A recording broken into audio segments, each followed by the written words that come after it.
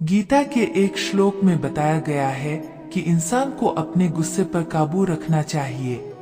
कोई भी व्यक्ति जब क्रोध करता है तो भ्रम पैदा होता है, यानी कि वह सही और गलत में भेद नहीं कर पाता। इससे बुद्धि भी विग्र हो जाती है, जिससे सही बात का तर्क व्यर्थ जाता है और ऐसे में व्यक्ति के पतन की शुरुआत हो जाती है। महाभारत युद्ध के दौरान भगवान श्री कृष्ण ने अर्जुन को गीता का पाठ पढ़ाया, जिसमें जीवन का संपूर्ण सार छिपा है। गीता के इन्हीं उपदेशों के कारण अर्जुन अपने लक्ष्य को पूरा करने की तरफ बढ़ पाए। श्रीमद् भागवत गीता आज के समय में भी लोगों के मार्गदर्शन का काम करती है। इसमें कही गई प्रेरणादायक बातें जीवन के पथ पर निरंतर आगे बढ़ते रहने का हौसला देती हैं। कहा जाता है कि गीता के उपदेशों को यदि अपने जीवन में उतार लिया जाए तो आपको सफल होने से कोई रोक नहीं सकता।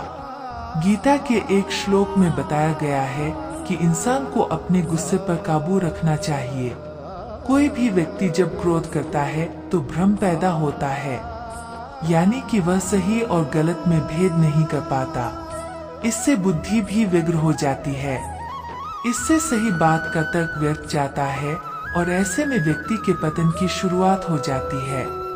ऐसे में इंसान को गुस्सा करने से बचना चाहिए, क्योंकि गुस्से में कही गई बातें और लिए गए निर्णय ज्यादातर गलत ही होते हैं।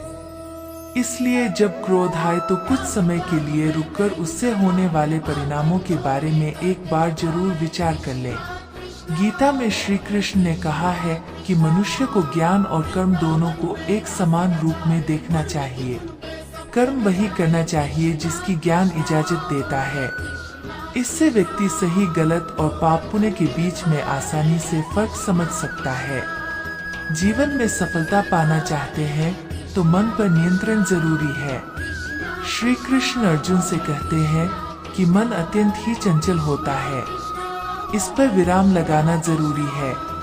मन की चंचलता के कारण व्यक्ति कई बार गलत कदम उठा लेता है। वर्तमान समय में मन पर नियंत्रण रखने से आशय है कि कई बार हमें पता होता है कि जो हम कुछ करने जा रहे हैं उससे किसी का नुकसान हो सकता है।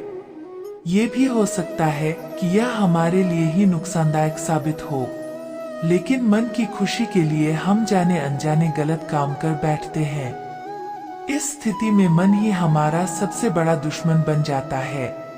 श्री कृष्ण ने अर्जुन को बताया कि गुरु के अलावा इंसान को अपने अनुभवों से भी सीख लेनी चाहिए, तभी लक्ष्यों तक सुगमता से पहुंचा जा सकता है। अन्यथा कई बार ऐसा देखा गया है कि बार बार असफलता मिलने के बाद भी व्यक्ति उसी प्रक्रिया से बार बार गुजरता है, जबकि उसे अपने बीते समय से मिले परिणामों का उचित विश्लेषण करना चाहिए और उसके आधार पर ही आगे बढ़ना चाहिए। गीता ज्ञान देते हुए श्री कृष्ण ने अर्जुन से कहा कि मोह के बजाय सत्य को जानने का प्रयास करना चाहिए। शरीर तो एक दिन नष्ट हो जाएगा, तो इसका मोह त्याग दे और समाज और धर्म की स्थापना के लिए जो बेहतर हो उसे करने का प्रयास करें।